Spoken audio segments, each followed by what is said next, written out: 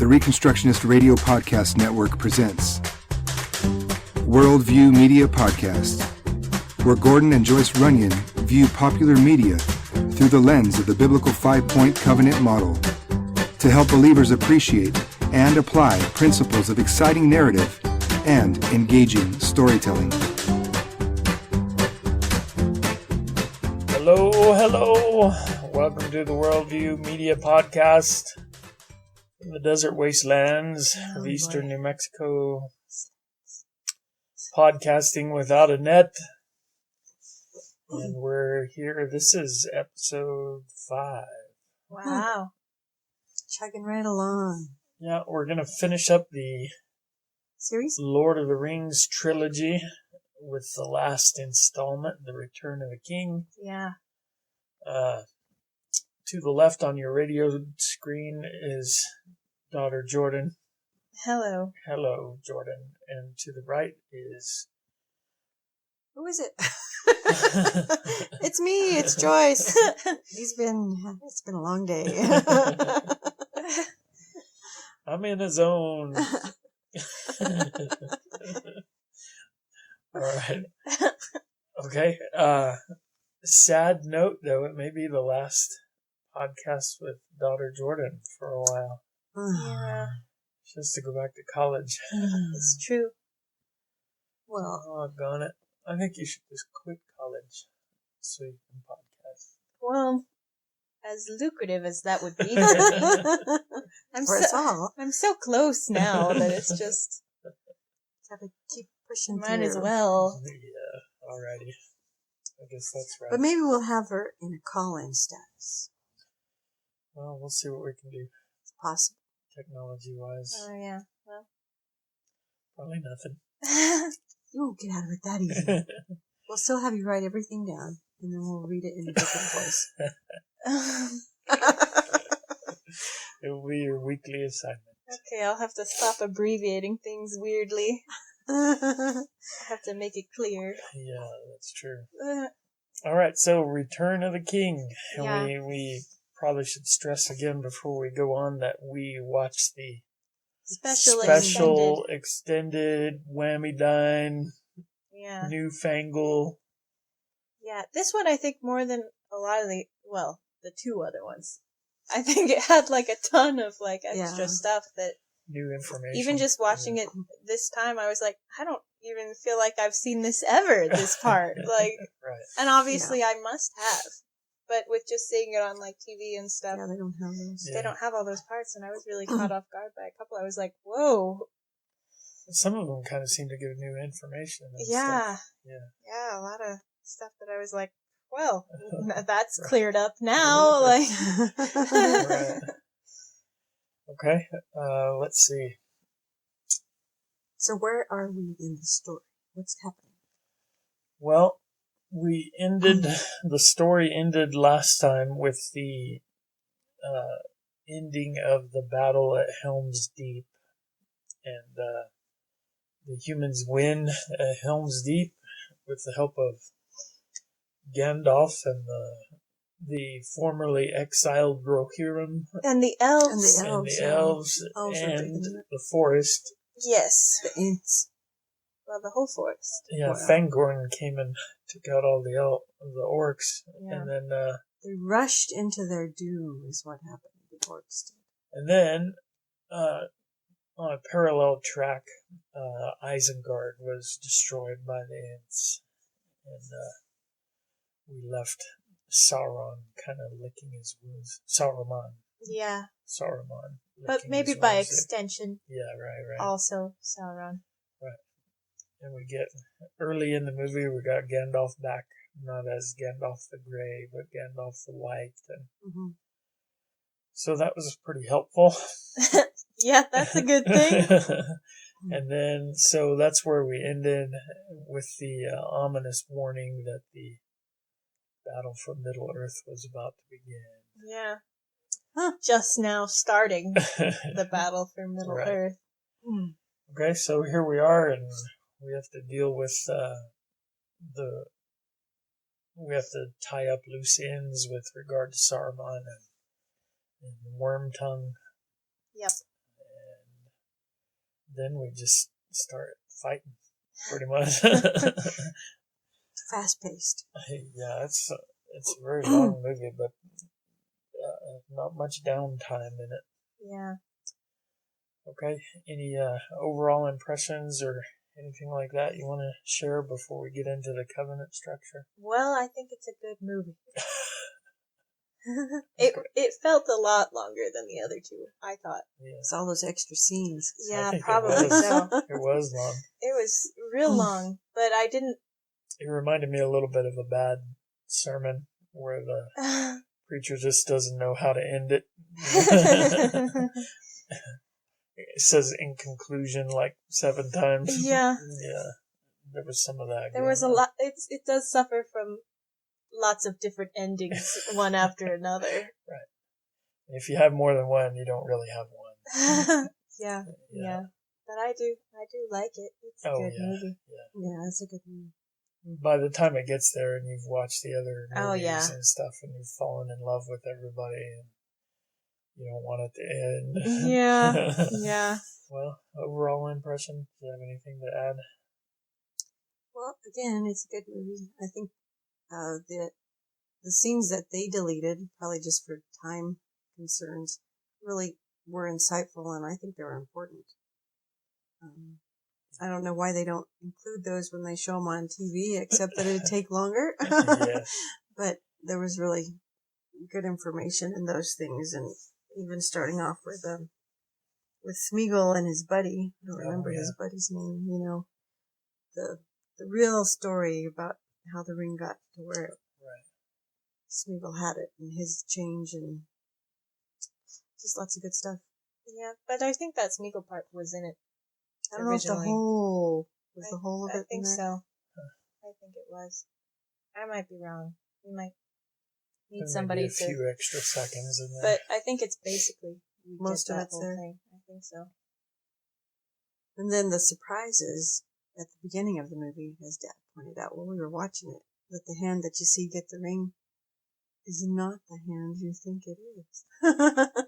Yeah, that it goes all the way back to the first one. Yeah. Right. All right. I think most of my comments will come up as we're going through the structure. I didn't have big plot issues or anything that I was upset about plot wise. So that's good.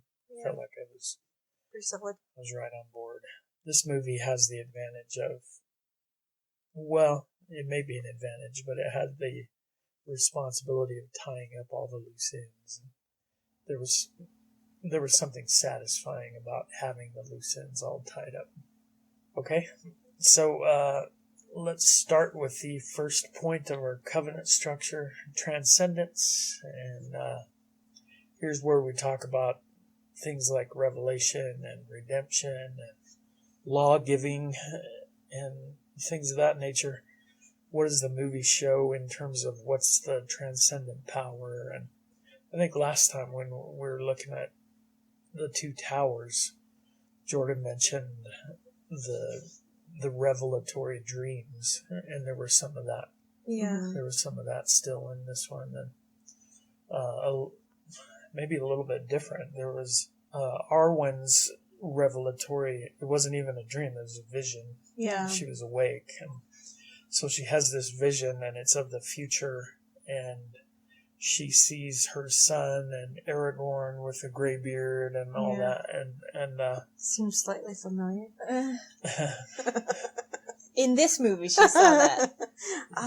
Yes. Yeah. Well, the interesting thing then is when she goes to confront her father about it and says, "Hey, how come you didn't tell me everything?"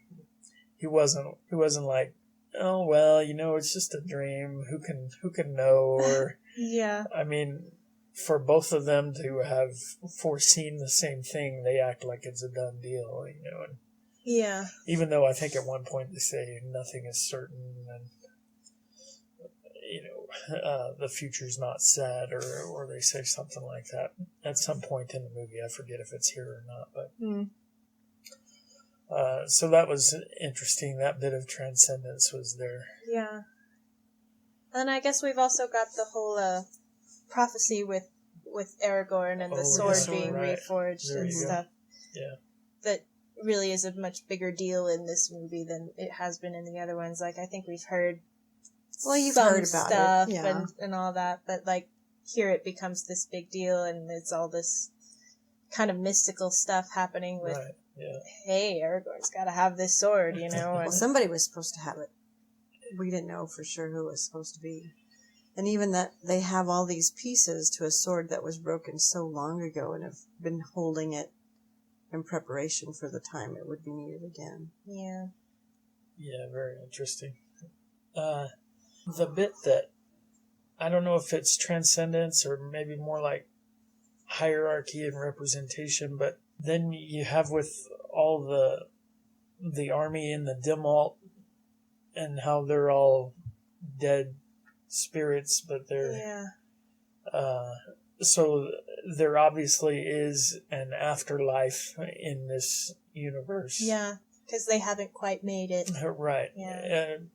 But the thing that I found interesting then is way long ago, Isildur, the king, was able to curse all these dead folks so that their afterlife was affected by his curse. Yeah. And then when Aragorn comes along and they fight for him and they fulfill their oath, he has the authority then to release them from their bondage in the afterlife, and they wind up moving on and being at peace, and rest and all that. And so to me, there's something weird in there that the true king of Gondor apparently has some power, his authority over these folks' afterlife. You know, that's kind of a strange thing. Well, and is that just because they had made this oath to him and they broke their oath? Is it just like saying that, like, you know, you swear something here and it's gonna really affect you? Binding? Like, you know, it's not just, oh yeah, we'll do that promise, but like, not really. Not really, but like, it's like, you know, that oath that they made carried more weight than maybe they had realized and stuff. Right. Yeah, and then that kind of gets into the whole ethics thing. Yeah. Failing to fulfill their oath and to do what they had promised to do, that's a big deal. And they're suffering in the afterlife for that. Oh, and I just thought of something. Okay, go because ahead. Smeagol, Gollum, he makes an oath to Frodo that he's going to serve him and help him and stuff. Yeah. And he swears on the ring. Oh. But then it's actually really the ring that ends up killing him after he breaks that oath, which is pretty interesting too. Right. Yeah, that is cool. And then I guess the thing that got me was, you know, they're I'm back on the dead army again, but they're in the city underground. Mm-hmm. He's confronting them, and the one guy draws his ghostly sword, and he's going to kill Aragorn with it. And Aragorn holds up the sword, and he's able to stop him, and he's obviously shocked and appalled. Yeah. And, just really interesting, though, that here's this human king who has authority over the afterlife. And, you know, knowing what I know about Tolkien and the Christian stories that were in his head, I know he wasn't writing Christian allegory, but my goodness, how do you not see Messiah concepts in that? Well, yeah. Right, that the one true king, he's got authority even, you know, after you die, you still are under his authority. And it's kind of a strange thing for a, you know, well, but it wasn't just movie. Someone coming in and claiming that they were king. They had to have the sword. Yeah, it was genuine. Yeah. And those ghosts knew the sword no longer exists. You can't come in and claim authority over me because the sword was destroyed. Yeah. And so, you know, that the sword he holds up and it holds, you know, that's got to be like, whoa, you really are who you say you are. Is that a metaphor for resurrection, do you think? The sword is destroyed and dead for a long time, and now it's remade and back to exercise its authority. Mm. There's some kind of resurrection metaphor in that. It looks to me like. Yeah, maybe so. Any other transcendence issues, you think? I don't think so. Okay. But it is obvious, though, that the Tolkien universe is not a materialistic universe. It's, there are greater powers for both good and evil and unseen forces. So let's talk about representation then. We've already kind of touched on it. It seems like maybe more than in the other two movies, you have Aragorn, who's really coming into his role as the king. In this movie, more than the others, he seems to kind of be a representative on Middle Earth of these transcendent powers. Yeah. Like he wasn't before. Yeah. And that's biblical. The king is generally, in biblical covenants, the king is a representative, a federal head, so to speak. And that's what was going on there as well. Let's see, any other representatives? I kind of assumed that Gandalf still sort of had that role a little bit, but I think I'm with you that I was noticing Aragorn being much more important in this movie than the other ones. Well, and then he takes that on, too. When Elrond comes with a sword, he's kind of like, I don't know if I want this. But everything he's done up to that point, he's already been doing it without the sword. And so, it's a time for him to say, yeah, this is who I am. And I thought that was kind of a pivotal scene. And it may be an extended version thing, but it seemed to me like it was more clear in that scene than I remember seeing it before, where he's deciding in that moment, I really am going to take up this sword and wield it like the owner of it. Because he's always been the heir. Yeah, right. But he's never wanted to be that person. And I still think he's got all of the same misgivings and not trusting himself, not trusting the strength of his own flesh and blood and all that, which is healthy, I think, and good and right. You want a king or a ruler to step into power with a very strong distrust of his own knowing their own limitations. Right. Mm-hmm. Yeah. Okay, let's move on to ethics. I think there's a lot to talk about here. I have proposed that there were thematic ethical crises in the first two movies. The first one was about all the characters having to deal with the temptation of the ring. Mm-hmm. And then the second one was all the characters having to deal with the temptation to despair and to lose hope. Mm-hmm. And I'm proposing that in this movie, it seems like the prevalent ethical challenge has to do with friendship and loyalty. And you see it most obviously, of course, with Frodo and Sam. Yeah. And you see it interrupted and almost destroyed then by Smeagol and his treachery. And but then there's Smeagol and his friend at the very beginning. And then there's Merry and Pippin and the struggles they go through and being separated and worrying about each other and stuff like that. And then you even have Aragorn and King Theoden, same sort of issues of friendship and loyalty and support and mutual encouragement and stuff like that. So I felt like that was kind of the moral, ethical theme that many of the characters experience in this particular movie. I don't know, what do you think? What other moral crisis or particular moral issues did you focus on? It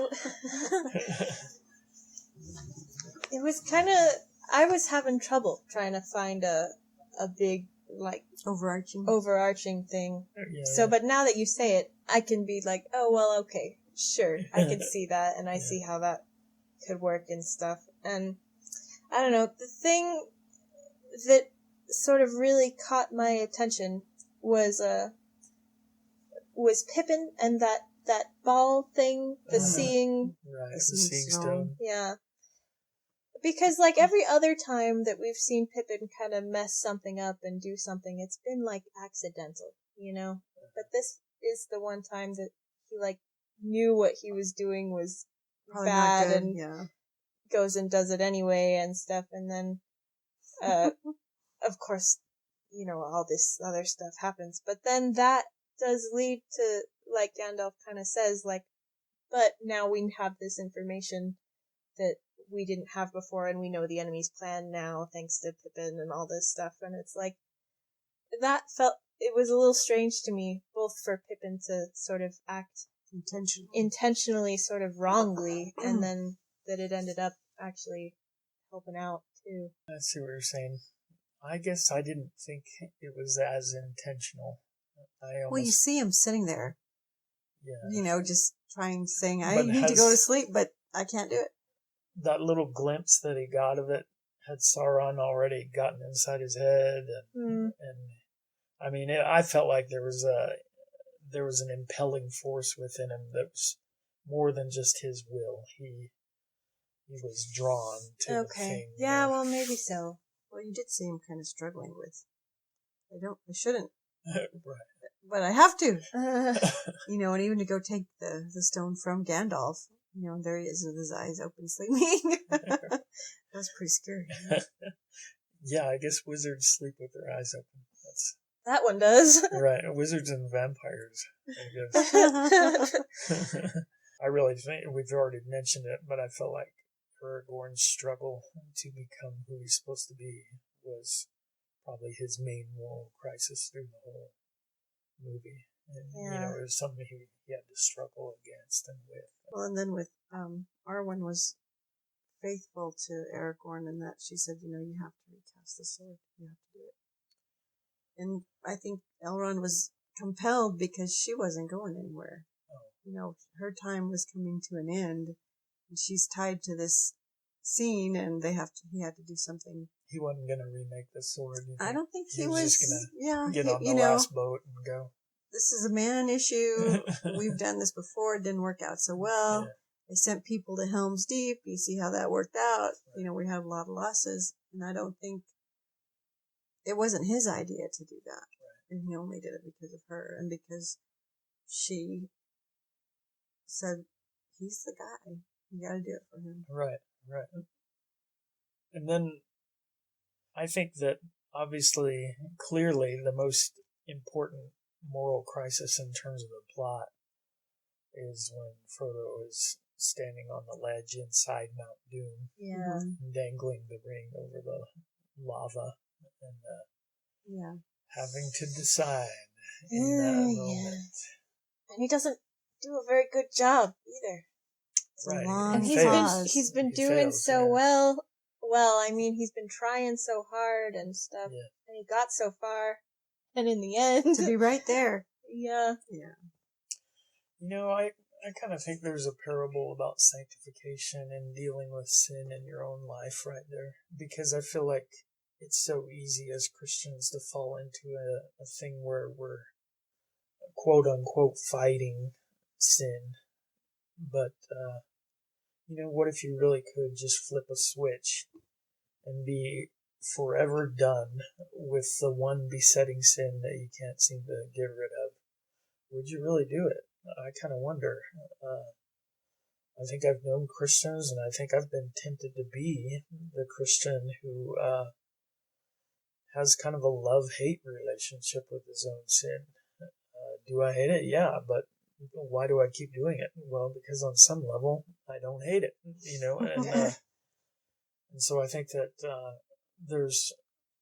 for me, I see kind of a parable about sanctification there, and what a challenge it can be to really submit your flesh to crucifixion, to count yourself dead with Christ on a daily basis, to take up your cross daily and follow after him. And, you know, we're talking about death there, and I just think that there's a lot of stuff within us when we get right up to that ledge and we're standing over the fire.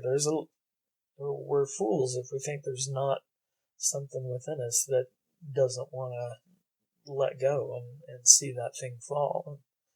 And so for me, it's a kind of a neat parable about dealing with sin. And, like in terms of a castle, it's one thing when an invading army comes and lays siege to your castle. It's quite another thing if during the siege you find out that there's sleeper cells of the enemy inside the castle who are actively fighting, while you're trying to fend off the siege. And that's kind of what sin is for us, that, we get focused on sin and maybe don't realize the enemy is within the gates already, with tendrils already around your heart. And, so for me, I just thought that's always been a strong parable about dealing with sin.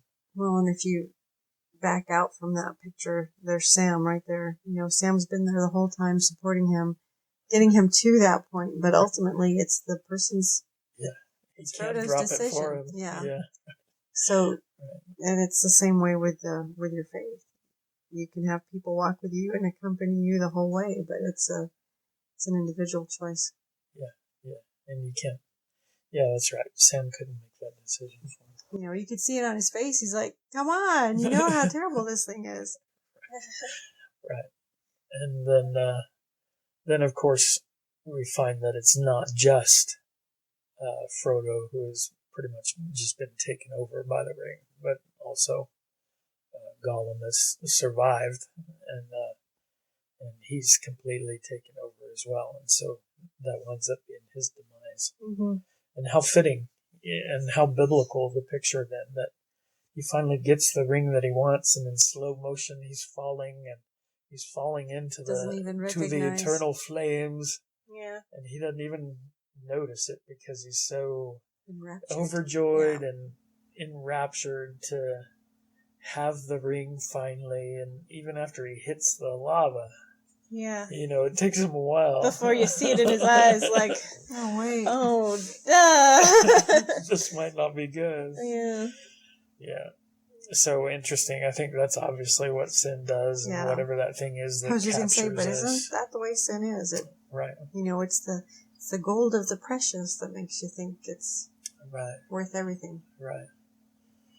The old Puritans used to talk about one of the tactics of Satan is to hide the hook inside the bait so that you bite the bait and get the hook without knowing that it's there.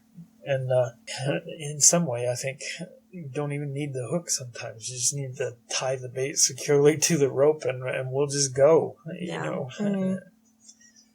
Yeah. Well, it was about possessing the ring, but the ring really possessed them. Sure, right. Yeah. And that was the whole intent in the creation of that ring, was to rule them all. There was another character that I just want to point out. There's a character in there that reminds me of a biblical character. And in the Bible, the character's name is the Rabshakeh. And he comes in the history of Israel when Hezekiah was the king. And he comes as the mouthpiece of Sennacherib of Assyria. And he comes to taunt Jerusalem. And, what other nation has the God of that nation been able to protect against my master? And so then you have the mouth of Sauron come out of the gates there, and he just reminded me of the Rabshakeh. And Hezekiah didn't get to remove his head from his shoulders like Aragorn did, but the first time I saw that, I was like, "That's the Rabshakeh."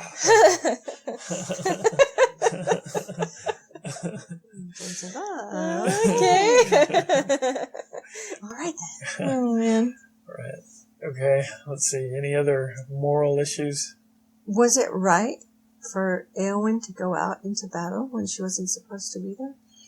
Was she defying the king's order? Was she? And Mary wasn't supposed to be there either. No. Yeah, I think technically that's not right. If your king gives you a direct order, I think you need to follow that order. If she hadn't have been there. Yeah, it worked out good in the providence of the God of Middle Earth. It worked out well. Yeah. In this one instance, though, I guess it was okay. I wrote a book about defying tyrants and all that, so I'm not saying you obey the king no matter what. Yeah. But the king does have the right to say who's going to be in his army and who isn't, and so I think that, and he wasn't doing anything tyrannical by telling them to stay behind. And so I would say technically, yeah, it was wrong for them to ride out, but it did work out well in the end. And he obviously forgave them by the time it was over. Let's see. Any other ethics or morals issues? I have to think about the steward of Gondor. Oh. He had some issues. Yeah. I'm not sure it was ethical and moral as so much as it was mental insanity, and I mean, he obviously wasn't in his right mind. Well, I don't know. I think that probably Faramir and Boromir grew up with different dads. Oh, yeah. And that was something that was always there. Now, that was probably more marked after Boromir didn't return. Right. But I don't think he was the same parent to both of them. Right. Now, there is an issue there. It was obvious to everybody who watched that when the steward sent Faramir to take his little army back to try to retake the city at the river, Osgiliath, I think everybody that was watching, including in the story, they knew that was a death sentence and that was horrible and just ridiculous. Yeah. I think biblically the responsibility of Faramir at that moment as a lesser magistrate, it's for the people to... he should have resisted that order, and he should have protected his men from that kind of ridiculousness. Now, I'm not sure what that resistance would have had to look like in that moment. He might have wound up just getting relieved from duty or whatever, but when the higher magistrate makes an order that's contrary to the law of God and sending men to pour out their blood for nothing is contrary to the law of God, then it's the lesser magistrate's right and duty to oppose that wicked order. So I would have loved to have had Faramir find some way to save his men. How many of them died? As far as I know, he's the only one that came back. Yeah, I think they did say that. I think he said that he was the only one, the only survivor. Right, so how many men died because of an order that was just punitive and obviously foolish? Well, it was murderous, is what it was. It was a murderous order. And the steward... There's no moral or ethic.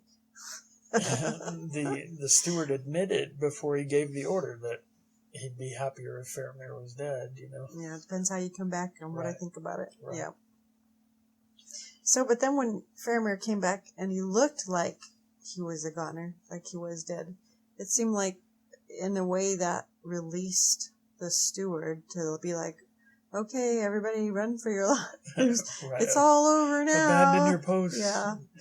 Yeah. We'll hightail it somewhere. I don't know. But, he really lost it then. And, I'm going to burn my son and I'm going to burn with him. Really interesting. Yeah, there's a lot of bad moral issue in the steward. I just think, man, he was crazy. He was insane.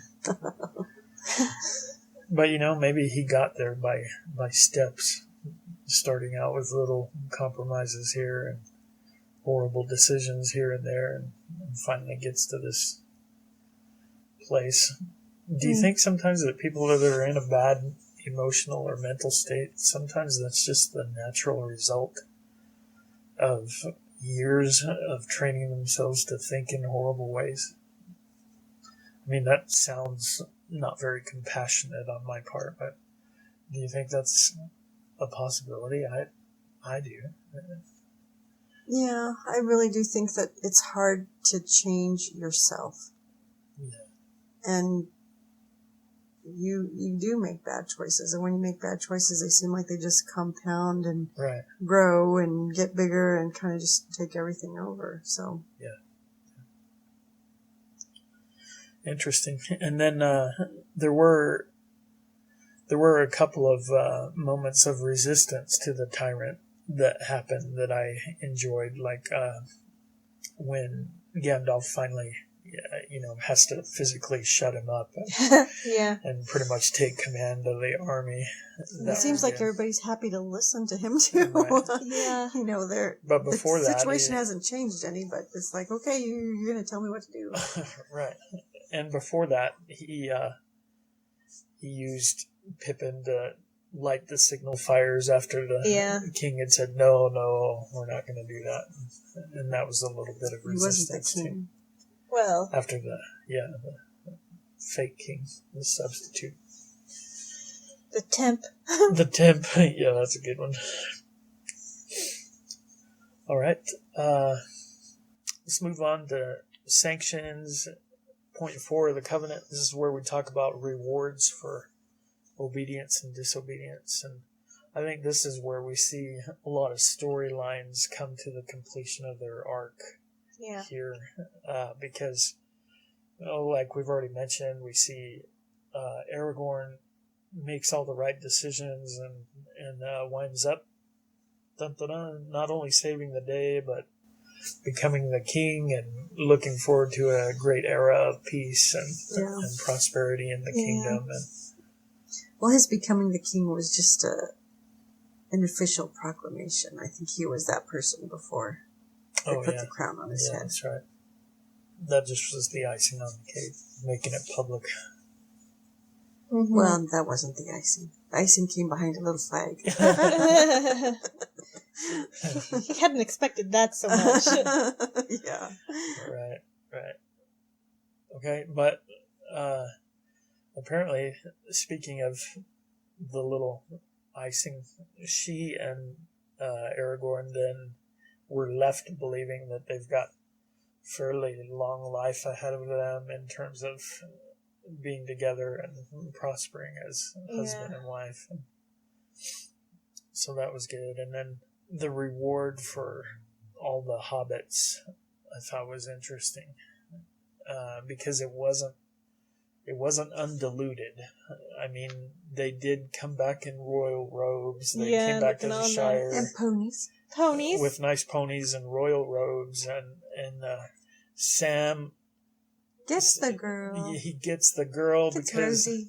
Like the cowardly lion, he's found some courage, and by gum, he's gonna do this. Right. Because he knows life is short. Good old Sam.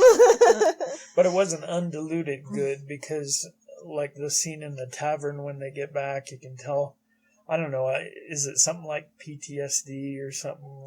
Well, I think they've just experienced so much more now than everybody around them, that they're never really going to belong the same place that they belonged before. You're saying part of what it means to live in the Shire is to be kind of blissfully ignorant of everything outside the Shire, and just be happy with what's going on there. Yeah, because as good as their lives there are going to be, they're still always going to have all this sort of weight from knowing all this other stuff and having seen these things, and some of them have gone into battle and stuff, and it's just the people around them are never gonna know about any of that stuff, much less understand that that's what happened and how that affected them and stuff.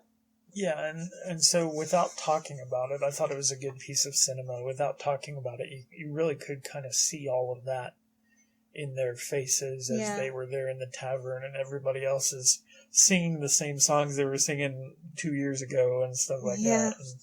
And nothing's changed. Well, there's a maturity to them, and I think there's more depth to their character because of all of that. Right. They're more serious, definitely. I didn't understand really why Frodo has to go on the ship at the end. That one escapes me a little bit. But maybe he was just even more so. Maybe so. Yeah, I would think having to carry that ring around for over a year.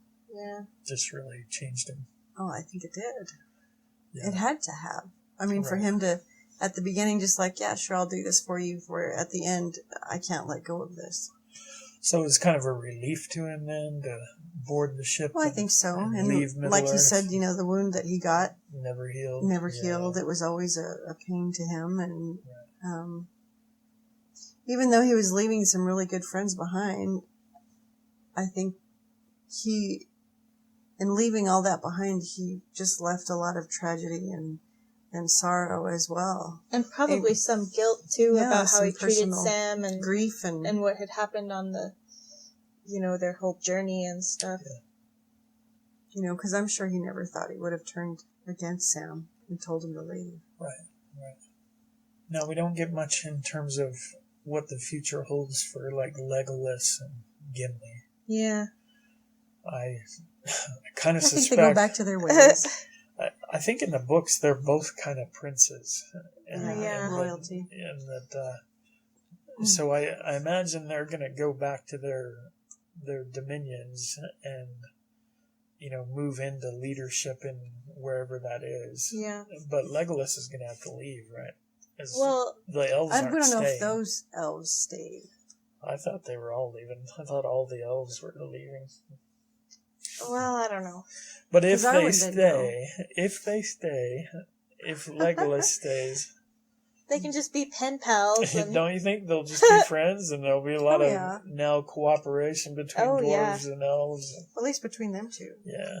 They're two families for sure. Yeah. Yeah, I think that's right. And you see that when they're waiting outside the gate saying, when Gimli told him, I never thought I'd die alongside an elf. Right. How about alongside a friend? Well, all right then. I can do that. I can do that. Right.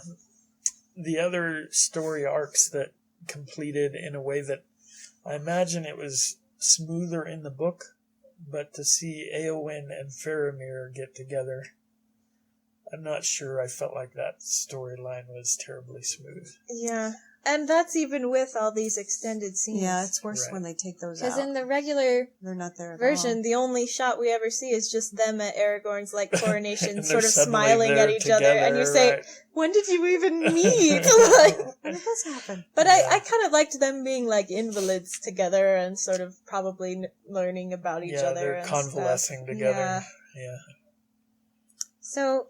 Well, and Faramir really he's a good guy. He's a man of character. He's, his value, yeah.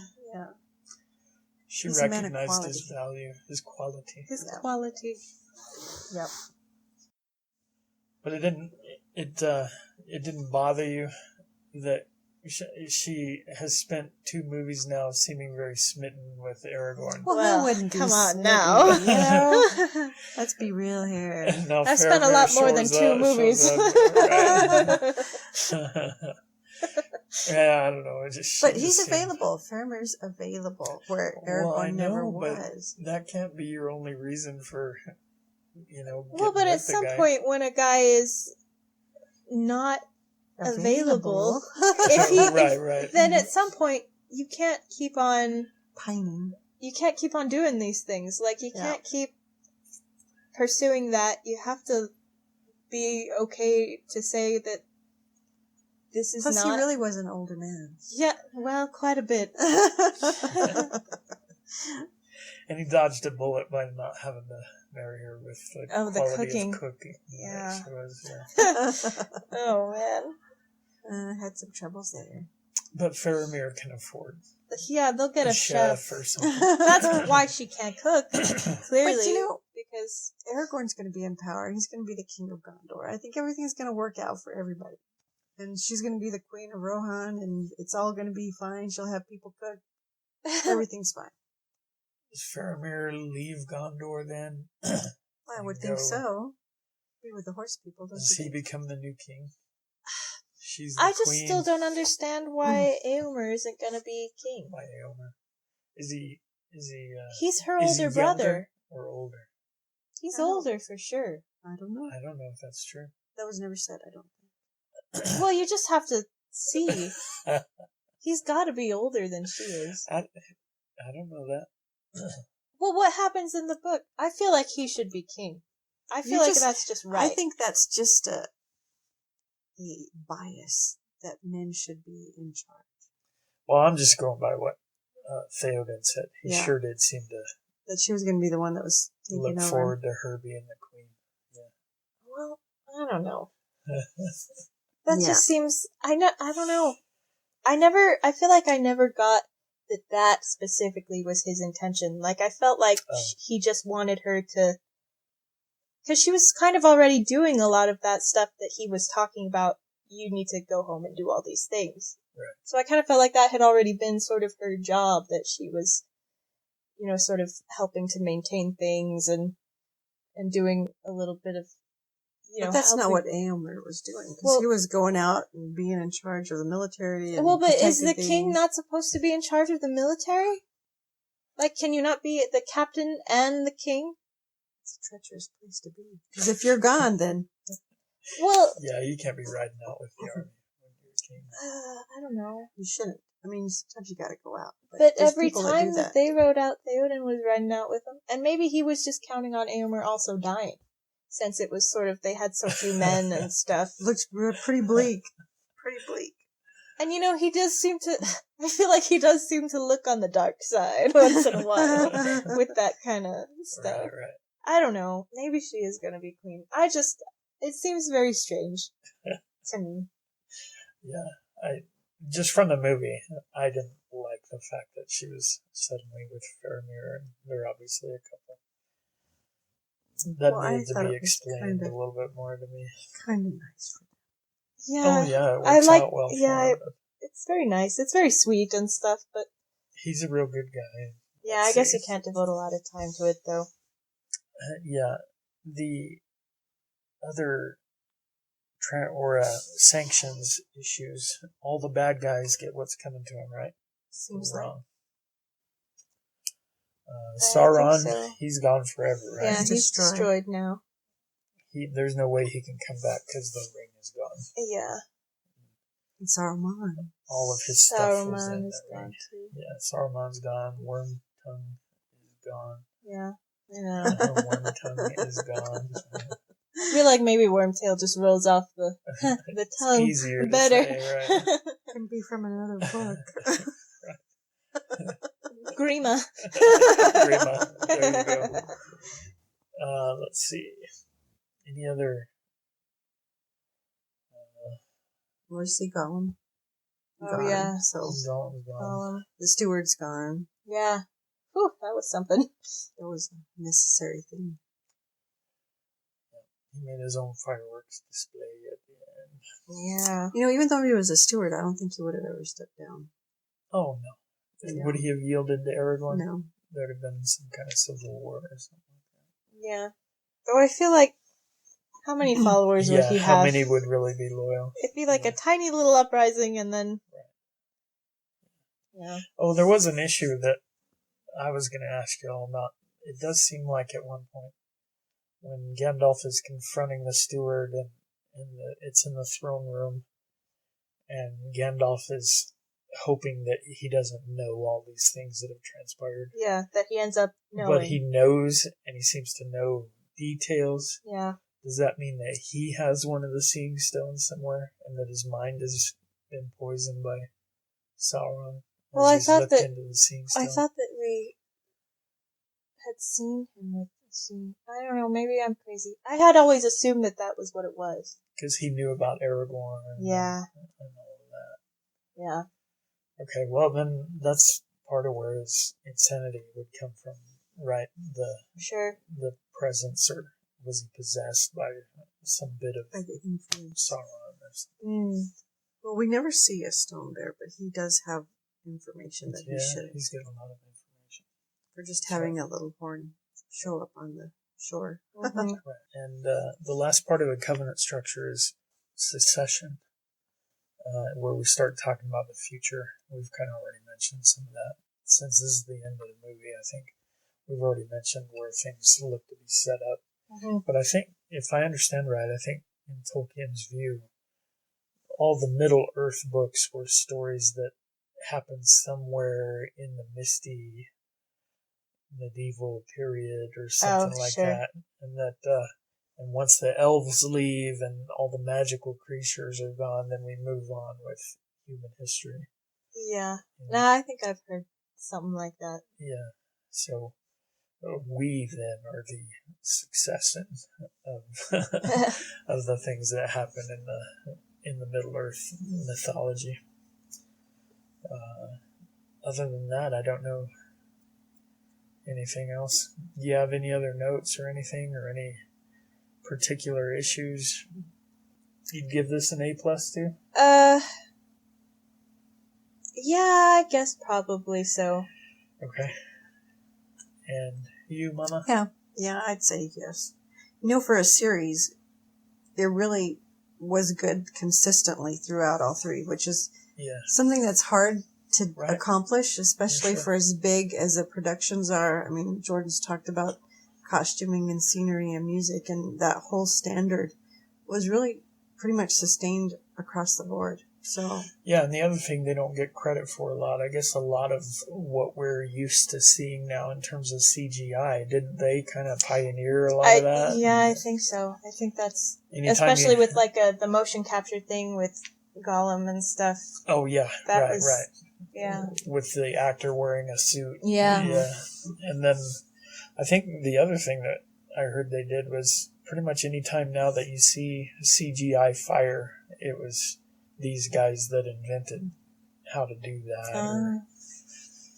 Well, they did a really good job. Yeah. Yeah. And the reason I bring that up is because I think that as Christians get involved in storytelling and entertainment media, I think that our focus needs to be on doing that sort of thing, about trying to pioneer, trying to break down boundaries and envelopes and what has been done and what can we do. And I'd like to see Christian creative people be innovators, and really using their imaginations to really stretch and do new things and to do them with excellence. And I think that this series has kind of embodied that sort of thing. I don't think there's any reason to believe that Peter Jackson and his cohorts had any kind of Christian commitments, but man, what they've done here I feel like is a great model that people could learn a lot from if you're going to break into that kind of field. Yeah. All right. Anything left to say about this? Well, for me, I think the end of the movie with Frodo finishing his story, which was, of course, after Bilbo's story. Right. And then handing the book on to Sam. Right. And saying, there's more left in here and you need to go and do these things. Right. That's really, I kind of see that as a mandate for us. We need to go forward and be doing things and... Oh, sure. And... yeah, but aren't you kind of rooting for Sam's portion of the book to just be... kind of peaceful? Like, today I watered I picked some pumpkins out of my own Rosie's pregnant again. We're it was having a another good day. But there's nothing wrong with that. I mean, it doesn't have to be... No, that's right. That's right. You're rooting for him and to... struggle. Yeah, and, that's right. Yeah. It should be... Isn't the goal to be in peace and to have the king come and rule and reign in righteousness and not have to worry about all that other stuff. Yeah. Yeah, no doubt. No doubt. I'd like to see him just live a peaceful and quiet life and gardening and if anybody deserves it, it's Sam. Right. Yeah.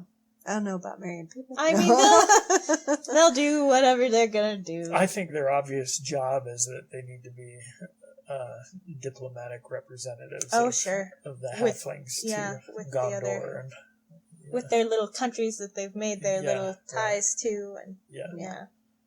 Because they don't want them in the Shire now anyway. Yeah, might as well. Well, but the Fellowship of the Ring still continues because you have that with the hobbits that are remaining, and of course with Legolas and Gimli, and with the three, and of course with Aragorn. So all right, I think we've about done all the damage we can. Oh boy, I don't know about that. Well, Jordan, you'll be interested to know I've decided that our next podcast episode will be on a classic movie that I know you like and have actually experienced the book. We're going to do in episode 6. Oh no. The Princess Bride. Hey, there you go. She may be calling in for that. All right. You may have to really give us your notes on the book. And Yeah. Oh man. There's so much. There's so much to say. Right. So, yeah, that's a good one. Yeah, I think that'll be a lot of fun. So all you out in podcast land. But wait, before we go, we did kind of mention about magic and wizards and stuff like that in this book. So, right. Is that bad? Is that wrong? Oh, okay. Well, yeah, let's break. We had a reader submit a question, and we'd kind of like us to address the topic of magic within fiction. And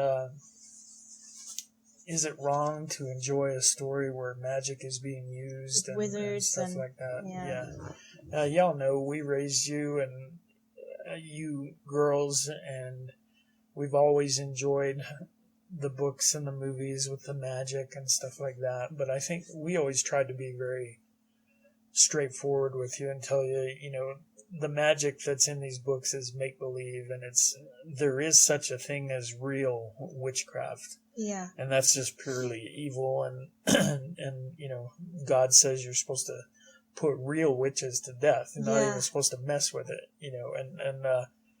but this stuff that we're talking about in the movies, it's really not even that, and it's just made up and stuff, and so we kind of tried to draw distinctions there. It's hard to say, because for me, I think like from book to book and from world to world, the use of magic is going to be different. Yeah. And how that works and stuff like that. Like here in The Lord of the Rings and The Hobbit, and even in the Narnia books by C.S. Lewis, there's magic stuff going on and magic creatures. Mm-hmm. But I'm convinced that real witchcraft is about harnessing demonic power and stuff like that. Yeah. And that's clearly not what's going on with the good guys doing magical things and stuff like that. Yeah. Well, and for me, this is fiction. Yeah, right. And you really got to understand that what does fiction mean? It's not real. Right. It's make-believe. Right. And anytime you get too crazy about anything, it's really not good. Right. Well, on Apologia Radio, they had a recent podcast where they were talking about fiction and what's allowable for Christians and what isn't. And I don't think there's ever a place for like obscenity and stuff like that. Nudity, I'm not sure there's ever a place where that's valid in entertainment, you know, and blasphemy, I'm not sure there's ever a place where that's needful, but let's say you're watching a Western movie and you've got this outlaw who just kills people for sport and treats human life like it's nothing, and he's just a bad guy, and that's what he does. He kills people. And if you watch a person committing murder, or you read a book about somebody committing murder, are you somehow involved in that? I don't get that at all. Yeah. Because I see things like that happening in the scripture itself. As you read the Bible, you're going to see murders taking place, and adultery taking place, and homosexuality taking place, and does reading that taint you? I don't even think that's possible when we're talking about the scripture, right? And I think it really does come down to some intention. If you're watching that Western movie with the bad guy just treating people horrible and killing, mass murdering and stuff, and you're going, oh yeah, that's cool, yeah, kill that guy, oh yeah, you just right between the eyes. If you're rooting for the murderer, and you're kind of, like Joyce said, living vicariously through that, I think that's an issue. And I think probably if you find yourself reading a book or watching a movie that features some magic of some kind, and what that does to you is make you start wishing you could do magic, then I think we've got an issue.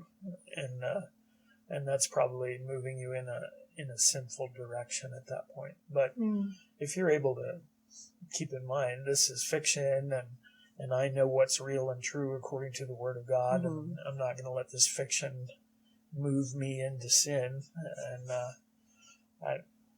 that's kind of how I approach some of that. But I do think, like, let's just say it, the magic that's in the Lord of the Rings is not the same magic as is in, say, the Harry Potter books. Yeah. Magic works differently. Mm-hmm. And you could multiply examples of books, fantasy, fiction, and there's magic in those books, and they're not all kind of working the same way. Yeah. In my book, The Groaning Man, there's magic in that world, but I've purposely made it so that all the magic is evil. And the magic in the world that I'm creating there is more like magic that really exists in terms of witchcraft and demonic forces and stuff like that. So in the world that I've created in The Groaning Man, magic is evil, just like it is in the Bible or something like that, and but not all books are like that. And I just think you got to take it case by case. Is what is this talking about? And bottom line, I don't think you're in sin because you read about somebody sinning. I don't think you necessarily participate in that unless you read about the sin and it makes you go, "Ooh, look at that!" That might be kind of fun. If that's what it does, then you're wrong. Definitely.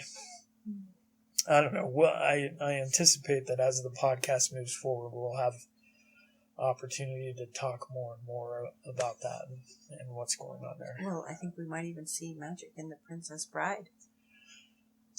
Oh, well, something close. Yeah. Okay, so Princess Bride. I was just thinking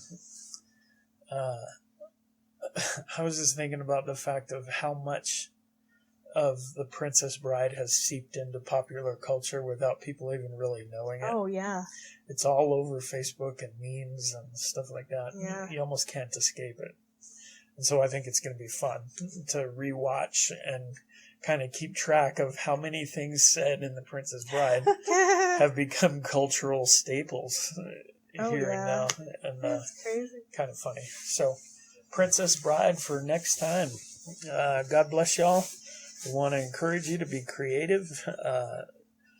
We're part of Reconstructionist Radio, and that network is all about trying to take the Word of God and apply it to every area of life, and that includes arts and entertainment. And so go out and be creative. Use your gifts for the glory of God. Amen. That's right. All right. Thank you all. Bye. Bye-bye. Thank you for listening to the Worldview Media Podcast. Please visit reconstructionistradio.com to check out the other podcasts in our network and to download our free audiobooks.